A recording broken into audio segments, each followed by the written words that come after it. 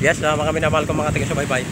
Diyan na sila at papalaot sila upang mamalakaya at may mga kanya-kanya silang dinamo at medyo mahina pa yung kanilang bukas sa kanilang mga ilaw at sila ay pupunta kung saan naroon yung mga uhulihin nila.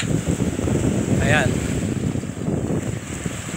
palakasan ng dinamo yan at mamaya yan pagka madilim na ay kanyahan silang palakasan ng ilaw. Kung alin yung malakas ang ilaw, doon sisilong ang mga isda.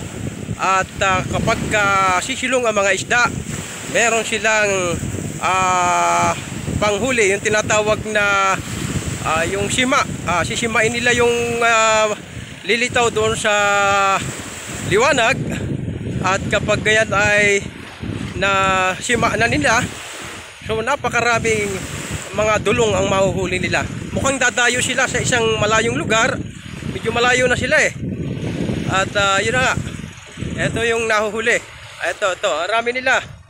Kanina pa nag-una na yung iba, nasa una na. Mukhang dadayo sila sa lugar kung saan sila dadayo. At hindi natin alam kung saan sila paparoon para doon sila manghuli ng mga isda. So, hindi pa gaano malakas ang kanilang mga dinamo at mahina pa lang. So, doon banda Kaluran at maaaring dadayo sila doon sa parte ng Banalo. Maaaring papuntang Banalo yan eh. Malapit sa may Isla Verde ito. Yan at maraming salamat. Thank you for watching. Mabuhay po mga minamahal kong mga taga-subaybay. Yan ang pagdodokumentary ng Chris Dueñas.